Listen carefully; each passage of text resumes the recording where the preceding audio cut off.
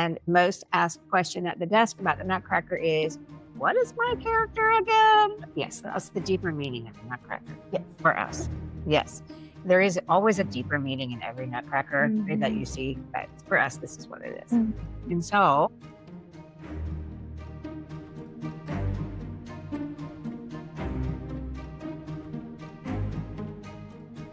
welcome back to another Unchoreographed podcast.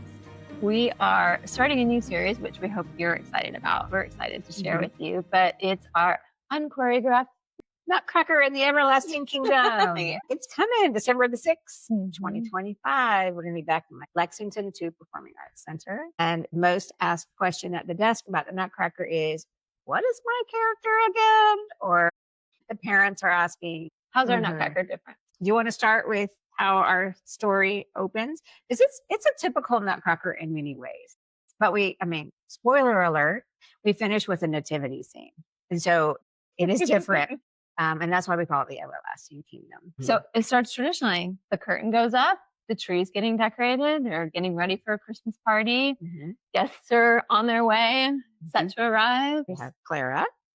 We have Sister, which we're calling Francesca, honoring that, since we have had a male dancer play that before, and has been Fritz. So changing that up for that. We have Auntie Drosselmeyer and house full of children. So she basically has a nice, beautiful orphanage. Yes. So lots of kids. Yes. So lots of children. And because our dance studio is primarily girls, there are a lot of girls at the house because that's what we have. And so thank you, Lord, for what we have. And we have a nice story. So, and then all of a sudden they have started getting ready and they go upstairs to go put their party dresses on. Guess what happens? The mice come out. Are they mice or the rats? Well, I think somehow a mouse is a little more glamorous. That is right. That'll be fun. We're changing that up. So you're going to be surprised when you see that. And the horror when they come back and realize that the mice have been up by some. We pick it up there. And in ours, we do same thing as a traditional one. The tree's lit. So our next dance that happens with that is lighting the tree. So the guests all arrive. So there's the party guests, and then there's the children that are visiting Clara and Francesca. And so they're all there for the party as well. And that's when the tree is lit. And then presents are given out. That's fun. Not a Christmas party, right? So we have dancers that are bringing out presents. One present in particular is for Clara, and the other present is for Francesca. And so that's the present dance. So they're literally bringing out a present. And then there's other children in the house that receive presents. Some little children receive a baby doll, and then other children receive a trumpet. And so they're the dance of the toy soldier. And the girls and boy, there's a boy in that level this year. And so he will not have a baby doll. He'll have something else. Anyway, yes, those children are dancing and get interrupted by the trumpets with the toy soldier. So yeah, it's kind of fun when you get a loud instrument. You got to play it. Of course. And then the party is paused, and we talk about the gospel a little bit. What has Jesus done on the cross? Because there's different ornaments on the tree that represent what Jesus did on the cross. So there's the red ribbon, and there are crosses, and an angel. And there's a giant nativity scene. Yeah, fun fact. There is a giant nativity scene in front of the tree. And so our Clara character and Francesca are taught about that, and as are the other children. So we kind of peek into that a little bit in the first.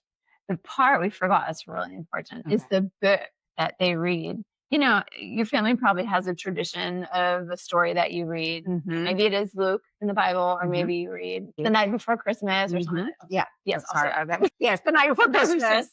To have some sort of story that you probably read or were read as a child. So Auntie Drosselmeyer does that with the children, and she's got The First Christmas is the name of the book that we have in the ballet. And so she's been teaching and instructing the children and Francesca and Clara about the significance of Christmas. And so launching into the gospel story, you see the older children, which is Francesca and Clara, wrestling with that belief because There just come a point where you can't just have your parents' faith.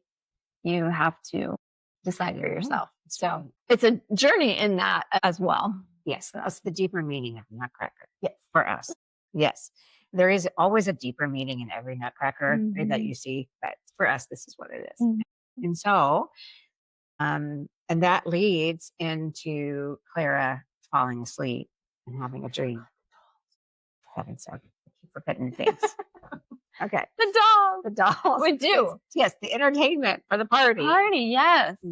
Auntie Drosselmeyer has 3 very special dolls that she has. We do have a soldier doll, and we do have a snow angel doll, and we do have an evil queen doll. Yes. So there's deeper meanings behind all of those characters as well. You'll see them show up again in the battle scene. So it is a little bit of war of good versus evil, if you will, that's set during that entertainment time. Yes, so that's right. And the servers come out and offer some food to the guests. At a party, gotta have good food. It's a party, and food is always involved. And so the servers will have trays of food and do their dance at the same time, which is always a challenge for everybody, children and adults alike. And then we have our, ding, ding, ding. It's time for the guests to go to dinner. And Clara says, I just want to spend a little bit more time to reflect. Oh, keyword. Stay tuned for more information. And to when she's looking at the book, she falls asleep. And all of a sudden a light appears. And we talk about the significance of the light.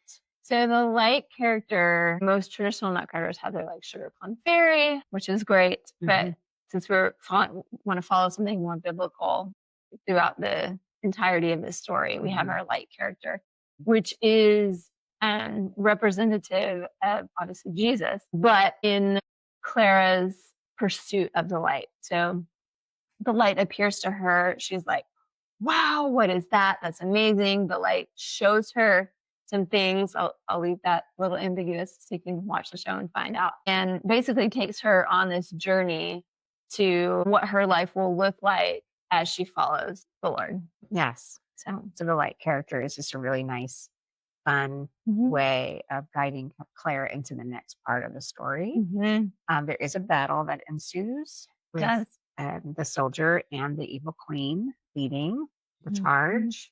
And so there is the battle scene with the minions and the soldiers. And then we get to go to the beautiful land of the snow after the battle has ended. So we do have our beautiful snowflakes. You might see some snow on the stage. And then we go to the Act 2.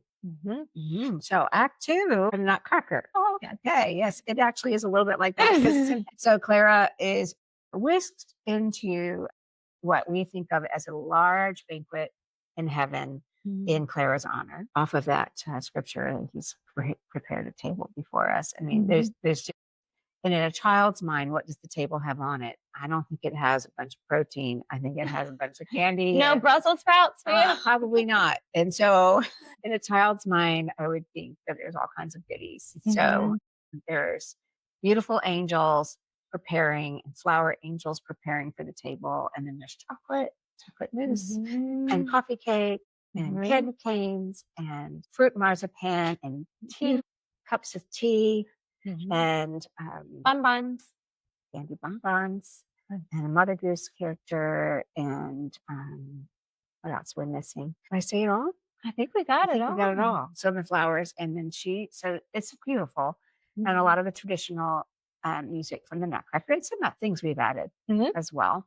So all of those wonderful characters are a part of the show, and we have soloists, and we also have group dances for every single one of those things. And so that's a fun part of the Nutcracker. Definitely a beautiful celebration of the dance as well. It's time to go home. It's time. And so as she comes out, there's way more to the story that you didn't get to hear yet. So we'll have another podcast and just explain the story, especially for you all who've never seen it. And you're like, what just happened? So we can explain that to you. But there's been a disagreement between Clara and Francesca. Yeah. And that is arguably where they are, maybe on their journey with the Lord. So yes, there's been a disagreement between them. So that played out in the battle scene. Yeah. And the light, who's leading Clara through this, leads her to the next place, which is reconciliation with her sister. So, do we spoil that too? Well, some of you have already seen it. We have a big book of the first Christmas that comes out. So we're playing into that imaginative, dreamlike state, if you will. Yeah.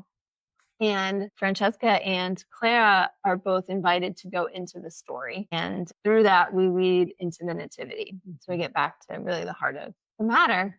Get the heart of why Christmas exists at all. And so we have a Mary and a Joseph and shepherds and sheep. Sheep in the pasture. Because you got to have sheep if you're going to have shepherds, in my opinion. And the angels appear in the sky, and the characters of Clara and Francesca are just basically immersed in that story. And then they wake up, and Francesca wake up at the foot of the Christmas tree, where it all happened. And they read the story with Auntie Drosselmeyer, but both at that point have made a commitment to the Lord. So yeah, it's a beautiful way to end. Yeah, beautiful way to end that. So come see the show, obviously, but hopefully this helps understand where your dancer is. And they're like, I am a chocolate mousse. Yeah. Exactly where does that go? Exactly what does that mean? And if you have somebody who's saying, oh, your dancer, your child is in the Nutcracker, what's this about? And so you have to look more information. See you at the show.